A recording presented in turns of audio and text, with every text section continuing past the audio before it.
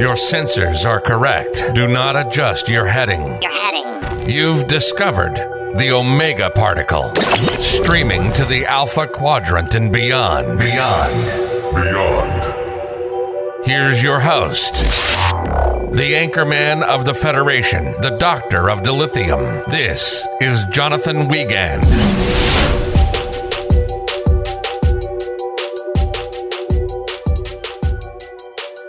Welcome to the Omega Particle Podcast. I am your gracious host and Doctor of Dilithium, your guiding light. I guess like a lighthouse, right, Luna? In the sea of troubled times. Welcome to the program, everybody. And that was Luna, our intern / producer. She helps edit and do sometimes even write jokes. Even though a couple weeks ago that was a disaster. We'll move on from that.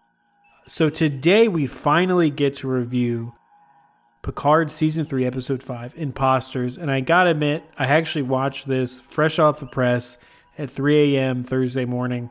And I just want you to know, I'm recording this Friday, and I'm still struggle busing.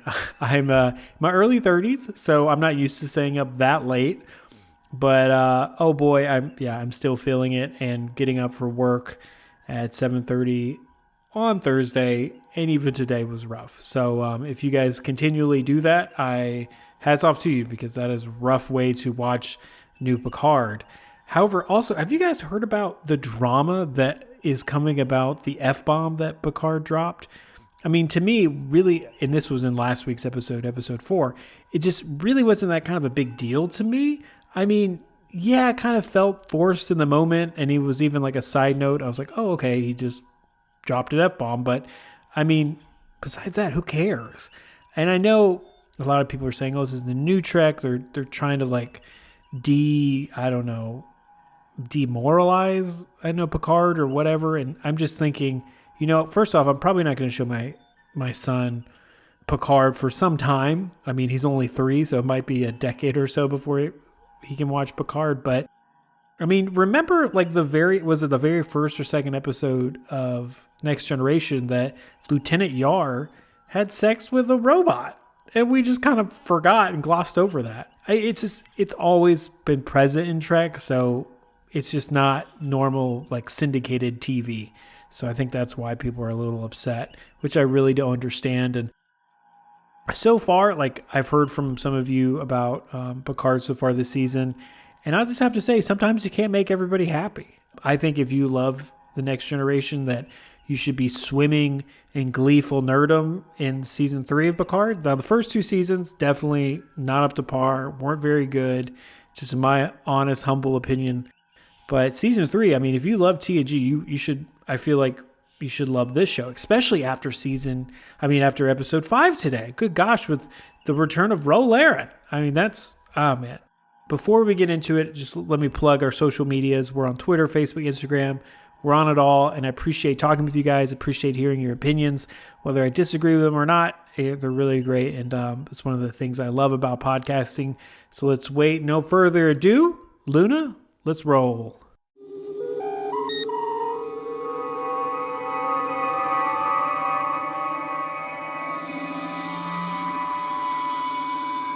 So for a quick overview, we see them successfully escape the gravity well and kind of concluded a great 2-episode arc with 17 seconds and no-win scenario. So again, I expected like kind of, the Titan and, the legacy characters kind of take a breather this episode. And in a way they did, and in a way they didn't. Imposters definitely lays the groundwork for the later half of the season. It has various plot lines are starting to come together finally. We kind of can see the big picture.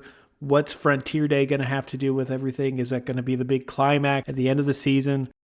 I don't know. But however, to me, Picard and the shows in general kind of finally realized, it excels, and we're really good with our writing when it grapples, not only with, TNG and their broad heritage and their legacies of those characters, but also the impact of that legacy and the impact of their decisions on other people's lives. And I think that's such a cool, through the looking glass kind of moment for the series, that we can finally see, okay, this world's bigger, than just the bridge crew of the Enterprise.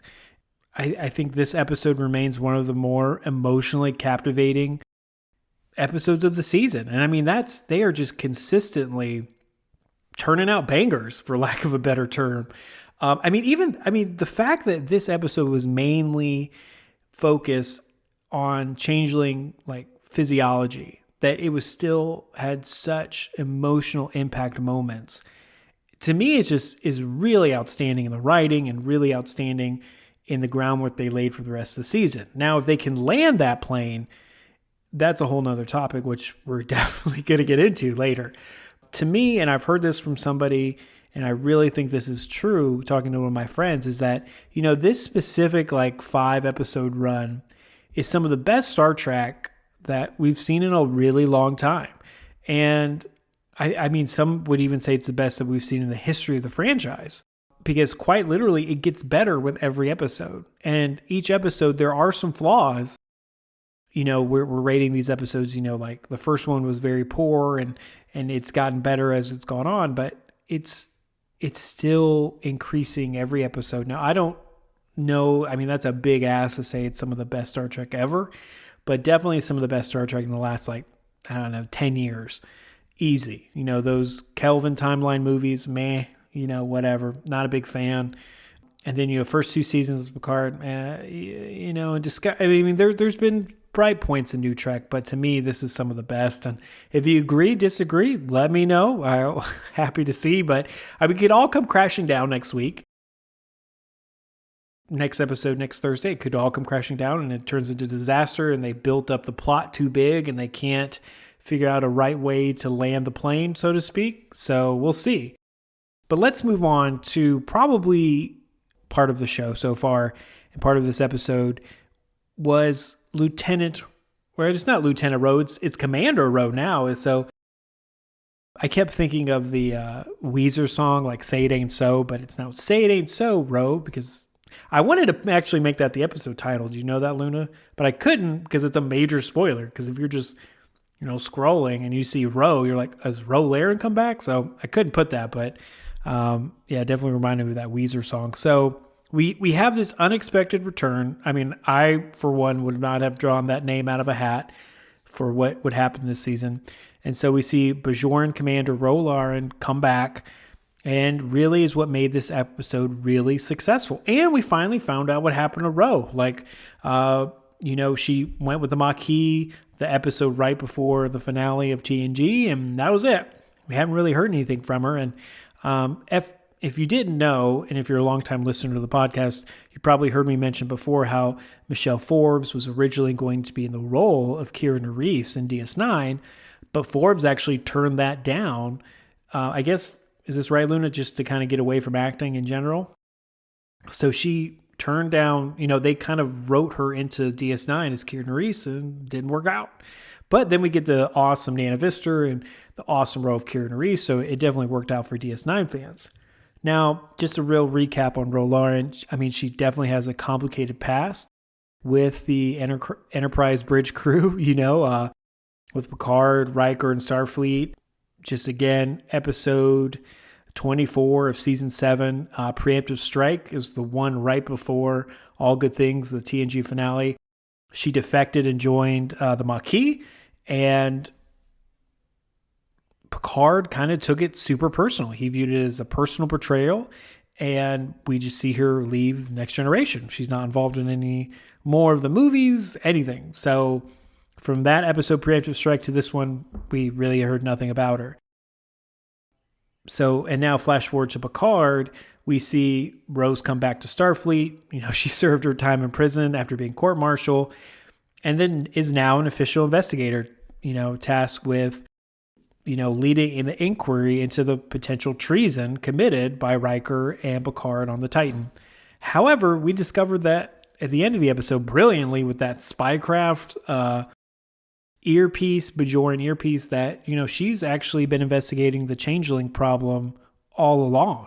To me, where the episode really excels at is the emotional scenes between, and the intricate writing and interplay of, the regret, the fondness for one another, and it comes off like super authentic. And then also the anger that still exists between Picard and Ro. And I have to say, like, Patrick Stewart and Michelle Forbes, I mean, continue to be an outstanding duo. And Picard's anger towards Ro, like defection from Starfleet, is completely understandable. Like, hey, I mentored you, I trusted you, I gave you a second chance. People told me not to. I took you under my wing. We bonded, and then you defy everything that's important to me, everything I stand for, my principles, everything you just spit in the face of, according to Picard. And I will say, like, Stewart's performance also like exposes how personally he took Ro's decision and how deeply hurt he was by it. Again, so for so long we see Picard kind of hide his emotions, and I understand like the command structure, well, I can't show my crew that, and he hides his emotions. And famously in the last episode, as I mentioned it again, he sits down at the officer's poker table and says, I wish I started this long ago. So he's removed himself emotionally from those around him, from his friends, family, love interests, whatever. And then now we start seeing them kind of peel back those layers. And this has been an underlying theme kind of for the whole season of season 3, which is really great. And they kind of have a couple of lines exchange. Picard says, you broke my heart. And then Ro's like, well, you did the same for me. And I mean, on the flip side of the coin, I mean, Ro kind of still, you can tell in the acting by Forbes that she still yearns for Picard's approval. I mean, the dude gave her a chance, and that is hurt that he could not, like, trust her, and that these weren't her genuine beliefs. And I think this, again, these complexities between the two make for an awesome dynamic. And I mean, the line was, what did she say? The line was, blind duty is your dishonor, Captain. And so it again rages the whole old question of, one man's terrorist is another man's freedom fighter. And Ro did what she thought was right, what she was correcting injustice. She thought the Federation turned the back on these colonists, on these people that were now like in charge of the Cardassians were now in charge of. So I understand wholeheartedly why, but still, it's very interesting to see them finally dish it out. And I guess it was like, I heard somebody say, one of my friends, it was like, this was like an argument 30 years in the making. Like, they were ready to go at each other the moment they saw each other, especially Picard. He was pissed from the get-go. And Ro was like, it's Commander, blah, blah, blah. Like, so she was very defensive as well. And I love that we finally could get a little bit of resolution, as we see her, enter that shuttle pod, you just kind of knew it's like, this probably is not going to end well. And she sacrifices herself so the Titan can get away. And we finally kind of see, and Picard says, he's like, I finally see who you are. I see why you did it. And so maybe again, we, in a quick 60 seconds, we get some resolution to one of, it seems like Picard's deepest cuts during his time as captain. And there's this betrayal. And I mean, who knows? But I will say, what also out excluding, Jean-Luc and Rolar and going at it and those emotional scenes, Imposters is highly effective, in bringing back the beauty of the last couple seasons of DS9 of who's the real character and who's a changeling in disguise. I mean, it's just tough. And all the while, you have it like wrapped up in heartbreak between the two of them. It to me just really shows careful writing, thought out writing. It's not like Star Wars where they're just kind of like, well, we just threw it together. We make it fit. It's just the writing has really improved, at least for now. And the fact, and I love the twist that, like the painful memories ultimately provide proof of their true identities. I think it's emotionally impactful and is narratively sound, and it's just an excellent plot development. It was brilliant. I loved it. Again, it's like changelings, just a recap, they don't know those deep, personal, unique things about you. So when they're going at it and spouting all these emotional hurts and angers and open wounds over the past 30 years. It's like, okay, you are who you say you are, because only you would know that. I think, again, talking like I said before, they definitely both have valid arguments to both sides. She did portray, the fundamental principles Picard held dear, and besides their relationship. However, I mean, one could argue, and I heard this too from a friend after we both watched it.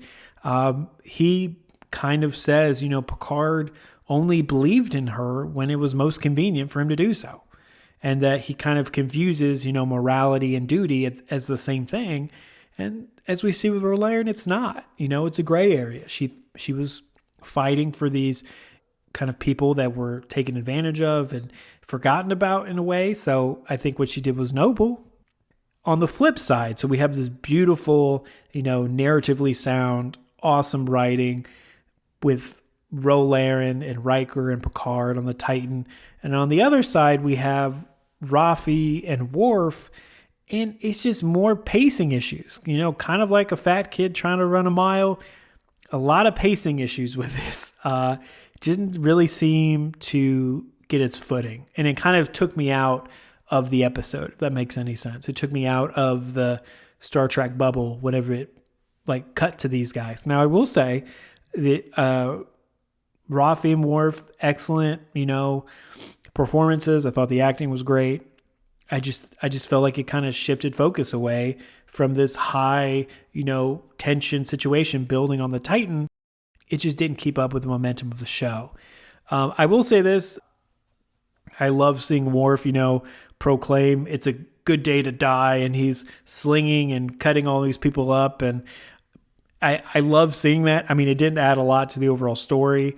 First off, I mean, do we really think they were going to ultimately kill Worf?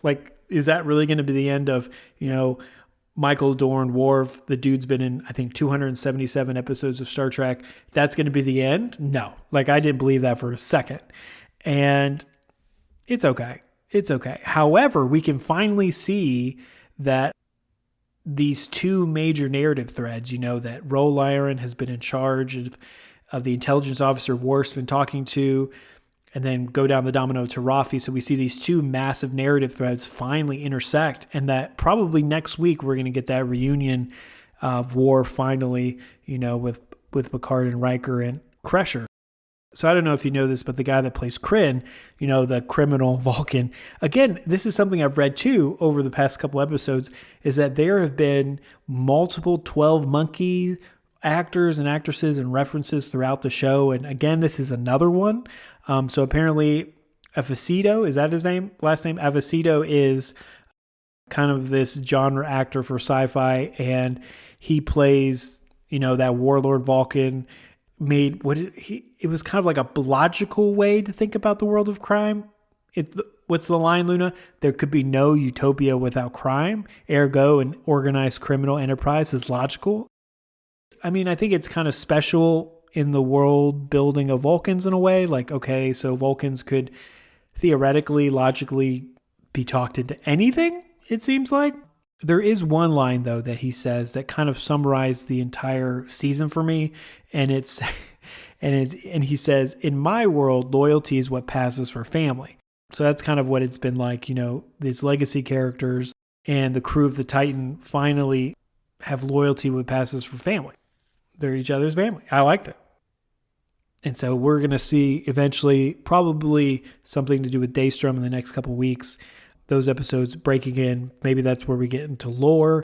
We'll have to see. But I think Kryn did a good job. I think he was okay. But again, the pacing was off and just kind of took you out of the highly tenseful situation that was on the Titan, unfortunately. Moving on to Shaw, and I feel like this is almost a weekly segment at this point. I think it was for the first couple episodes, Dick of the Week. I think he's definitely, the way this character is being portrayed by Todd Sashwick, it's almost getting to the point of legendary status. He's almost becoming an icon in Star Trek. So I feel like we're definitely going to see him again, especially how he banters and goes back and forth with Seven and legacy characters. My personal favorite is when they're on the turbo lift and he reinstates Seven, quote unquote, to get the fastest court martial he's ever seen, and then go down the list of all the kind of tomfoolery that Riker and Picard have been through. And it's just a lot of moments with Shaw this episode. Again, he even says, he's like, I'm going to step outside so the three of you can get your BS story straight. And so it's just on the surface, he's kind of a dick to our heroes again. But if you take a step back, I mean, it's another kind of a lot of examples of him truly, legitimately giving them off the books chance to help themselves. I definitely understand why he's a captain by the book. And there's necessary gray areas in being in Starfleet and captains, but I just think he wants to be left out of them. He wants to be on his own devices. So it's been a nice addition and surprise addition to the Picard family. However, going from Todd Sashwick and Shaw and kind of like his a-holy persona, I guess, is Jack Crusher. And this is the only fault so far. I shouldn't say the only fault. I definitely have issues with, the very beginning of the Rafi storyline, but is this kind of mystery and intrigue with Jack Crusher. This episode, raises a lot of questions. Why he's experiencing those hallucinations, and he apparently has like strange abilities now, and he's like a super spy that can turn them on, turn them off. Like, it's really unclear. It's like he can control them. Do they manifest at random? I just feel like there's a mixture of, remember, like, I don't know if you've ever seen the Mind Flayer from Stranger Things. That's what I think of, with the red roots and vines coming out, and you have the red door, and it's just how is that tied to changelings, And to me, when he's about to get captured and about to be forced to go to the Intrepid, I mean, did he just straight murder 4 people? Did he know that they were changelings before he went into attack mode and turned into, Jason Bourne and turned it all off? And if not, then that's super concerning, because he just like randomly killed 4 people out of nowhere, flipped a switch, came back and was like, oh, thank goodness they were changelings. I did the right thing. So to me, this is kind of starting to get a little sloggy. I think they need to kind of get some resolution. We need to get some answers. And again, like I said, this is an incredible 5 episode run of Star Trek. So it is amazing.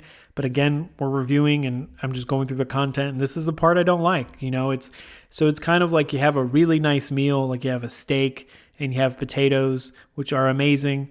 But then the broccoli just doesn't taste good. So you're like, okay. I mean, it's not bad, but it doesn't ruin the whole meal. It's just, if they didn't have this kind of slow Jack Crusher part, it could have been better. But I just can't believe that, his mother is one of the most respected doctors in Starfleet in all the universe, and he doesn't say anything to her to be like, hey, I'm having these crazy visions. Help? I don't know. It's tough to speculate why his abilities the changelings want. If he's half changeling, I don't know. I think it'd be kind of a lazy writing, if they were just like, oh yeah, he's part changeling or something. I don't know. I think next week will provide some much needed answers, and hopefully they can land the plane. They can really give us the ending that the show is building towards, if that makes any sense. So we've had an amazing first 5 episodes, and they've laid the groundwork for the rest of the season, and the expectations are high. So hopefully this is something that they can land the plane on, so to speak. Also, real quick, I definitely want to talk about the changeling physiology and the evolutions. I really liked how they are making them evolve, even though, these people, or this, shouldn't say these people, these changelings, there we go, are outside the Great Link. They're this terrorist side organization, and I don't know if that's a evolution particularly for them, so they could get better and they can beat those blood tests, and I think there's a couple Easter eggs we're talking about that. And to me, it just was it was nice to see them revamped. If they hadn't changed, in the 30 years since the Dominion War, I'd be like, okay, that's kind of odd. But they've really kind of, looks like to me, made an effort to constantly be undetectable. And so who knows if we learn that the changelings did some type of genetic, resequencing type of thing, so they would be almost undetectable, and that they had this plan from the get-go. After the Dominion War, was this the plan from the start to be like, we're going to plan our revenge, it's going to take time, but we're going to do it. And I mean, I think Wei Yun even has a quote about that. It's like humans think of 10-year, 20-year terms, the Dominion think of 1,000-year terms. I think that's probably what might have happened. They lost the Dominion War. Odo healed the Great Link, and they're like, all right, well, do you know what? We're going to get you back, but it might take, 20, 30, 40 years, whatever. So I'm very pleased with so far with the entire changeling evolution and the physiology change. I think that's really cool. So speaking of changelings and blood tests and all that, let's get into some Easter eggs. And that's number one to start us off with is referencing those blood tests that took part in kind of the procedures and the precautions they've taken place since the Dominion War. That they've added like these scanners every time somebody comes in, and it references specific episodes of DS9, Homefront, Paradise Lost, where those blood tests became central to the narrative. And even Odo suggested the Federation should use those in the episode The Adversary. So I think it's funny though, because I feel like and I may have to rewatch DS9, but I feel like that near the end of the Dominion War, those blood tests became completely nonsense because the changeling would just absorb blood or hold blood for a particular reason, and then they could pass the blood test. But I just remember at one point, hey, these might be a little obsolete. Speaking of obsolete, just kidding. I like Shaw. So Shaw randomly, like when he was in the turbo lift with Picard and Riker, like kind of goes down some of the all-time greats that the Enterprise crew did, just for references. So he's like, the time someone hot dropped the saucer section of the Enterprise D, that was Star Trek Generations. The time someone threw the Prime Directive out the window so they could snog a villager on Baku, that was Insurrection. And then the time you boys nearly wiped out all of humanity by creating a time paradox in the Devron system. And of course, is a TNG series finale, All Good Things. So we didn't have such a high bar for Easter eggs this episode, but there's still little ones that I like there. All right, Luna, that has been our review of Picard episode Imposters.